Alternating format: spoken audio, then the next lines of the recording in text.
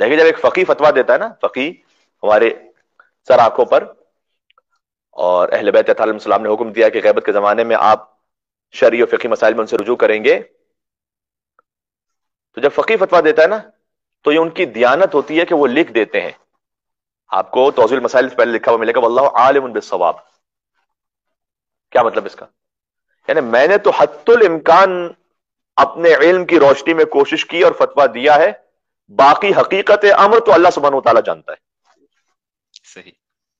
یہ فقیر کی دیانت ہے. یہ وہ یہ نہیں کہہ سکتے کہ لوح محفوظ پہ کیا اللہ کا حکم لکھا ہوا ہے، وہ میں تمہیں سنا رہا ہوں یہاں پر. وہ کہتے ہیں کہ میں نے جتنا انسانی بس میں تھا ممکن تھا تحقیق کرنے کے بعد عدالت کی رعایت کرتے ہوئے فتویٰ دیا ہے. اور زمانے غیبت کبریٰ میں اسی فقیر کا فتویٰ ہی ہمارے لیے حجت ہے. اس لیے کہ یہی ایک رائے ہے ابھی فروعی مسائل میں اپنا وظیفہ متعین کرنے کے لیے. اور دوسرا ایک آپشن پھر یہ کہ انسان تمام معاملات پہ احتیاط کرنے لگے. مثلا اگر کوئی فقیہ یہ کہے کہ فلاں نجاست 2 بار دھونے سے پاک ہو جاتی ہے اور دوسرا فقیہ یہ کہے کہ یہ نجاست 3 بار دھونے سے پاک ہوتی ہے، تو پھر وہ احتیاط کرے، مثلا وہ کسی فقیہ کی تقلید میں نہ جائے بلکہ 3 بار دھو لے تاکہ اسے یقین ہو جائے کہ اس نے اپنے شرعی وظیفے پر عمل کر لیا ہے. لیکن یہ مثال میں نے بڑی آسان دے دی، ہر بات میں احتیاط اتنی آسان بھی نہیں ہوتی. اس کے لیے خود بہت بڑا عالم ہونا چاہیے انسان کو. صحیح. سبحان اللہ. کیوں؟ مثلا ایک فقیہ کے اعتبار سے رمضان المبارک کی آخری تاریخ ہو اور دوسرے فقیہ کے اعتبار سے شوال المکرم کی پہلی تاریخ ہو، جو ہر بار کا رمضان کے اینڈ کا بڑا ہی خطرناک قسم کا مسئلہ بنتا ہے اور اب تو شدید تر ہوتا چلا جا رہا ہے. جی.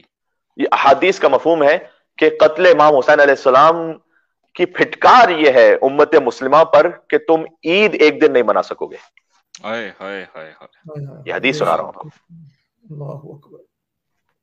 جب تک حضرت حجت کا ظہور ہو جائے.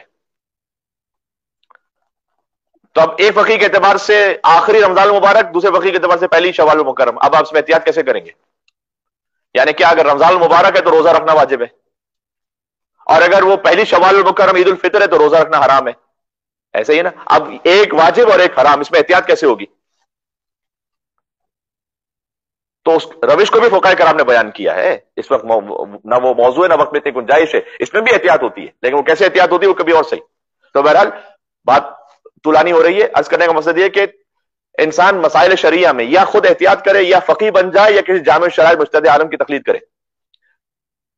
یہ بات اچھی طرح سمجھانے کے بعد میں یہ بھی گزارش کروں گا کہ اچھی طرح ذہن نشین کر لیجئے گا کہ زمین تا آسمان فرق ہے فقیہ غیر معصوم میں اور منصوص من اللہ حجت خدا امام معصوم میں. بے شک. سبحان اللہ. بے شک. سبحان اللہ. بے سبحان شک. اللہ. بسا اوقات ایسا بعض مومنین سمجھ لیتے ہیں اپنے طور پر، ان کے دماغ میں تصور بن جاتا ہے کہ بس یہ 19-20 کا فرق رہ گیا.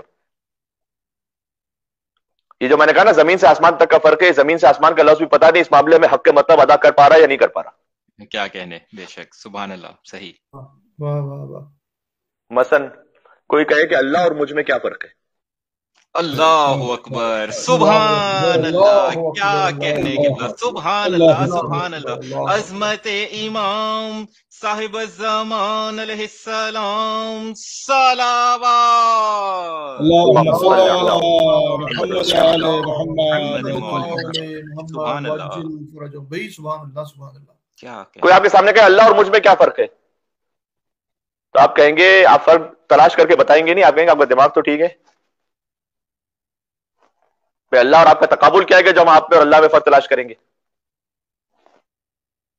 بالکل اسی طرح مخلوق کے خدا ہوتے ہوئے کوئی تقابل کمپیرزن ہی نہیں ہے امام معصوم اور فقیہ غیر معصوم میں. بے شک. سبحان اللہ. کیا کہنے قبلہ. بہت خوب. کیا کہنے. مولا خوش رکھے. کیا کہنے. اللہ جانے کیا بات پہنچ رہی، کیا نہیں، مل کے صلوات بھیج دے محمد.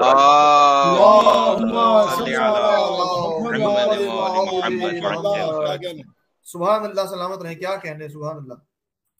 اس سے یہ نتیجہ حاصل ہوا کہ 14 کے علاوہ نہ کوئی علی زمان ہے نہ کوئی دوسرا حسین زمان ہے. بے شک. بے شک. سبحان اللہ. برائے عظمت قائم آل محمد بلند صلوات. اللہم صلی اللہ اللہم صلی علی محمد وآل محمد عجل فرجہ. ارے اللہ نے سلسلہ امامت میں تو دوسرا حسین رکھا نہیں، ہم کہاں سے کوئی اور حسین بنا کے لائیں گے؟ سبحان اللہ. سبحان اللہ. سبحان اللہ. کیا کہنے. کیا کہنے. سلسلہ عصمت میں 4 محمد ہیں، 4 علی ہیں، 2 حسن ہیں، حسین بھی ایک ہے، زہرا بھی ایک ہے. سبحان اللہ بے شک کیا کہنے کیا کہنے. سلام اللہ علیہ. عظمت اہل بیت اطہار علیہ السلام پر ایک اور جری تر صلوات بھی دیں محمد اور آل محمد. اللہم صل علی محمد وآل محمد عجل فرجہم. برائے حق چہاردہ معصومین بلند ترین صلوات. اللہم صل علی محمد وآل محمد عجل فرجہم. کیا کہنے. تو جو زیادہ بسطن فی العلم والجسم، اللہ نے صفت بیان کی کہ ہم جسے اپنا نمائندہ بناتے ہیں اسے علمی صلاحیت بھی عطا کرتے ہیں، جسمانی قوت بھی عطا کرتے ہیں. تو مثلا علم تو بہت سارے علماء کے پاس بھی ہے، لیکن معاملہ یہ کہ جو فقیہ کا فتویٰ ہوتا ہے وہ حکم ظاہر کو سمجھا رہا ہوتا ہے، اور یہ حکم امام ہی سے ہے. کوئی یہ نہ سمجھے کہ ہم نے یہ کہہ دیا کہ فقیہ نے فتویٰ کیوں دیا ہے. مثال کے طور پر آپ کو شک ہے کہ یہ چیز پاک ہے یا نجس ہے، فقیہ نے فتویٰ دیا کہ پاک ہے.